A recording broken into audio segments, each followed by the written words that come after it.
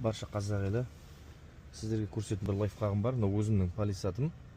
Бұда бетпен аяққа қойсақ, кондер қосылмайды міне. Аяққа қойсақ қосылмайды.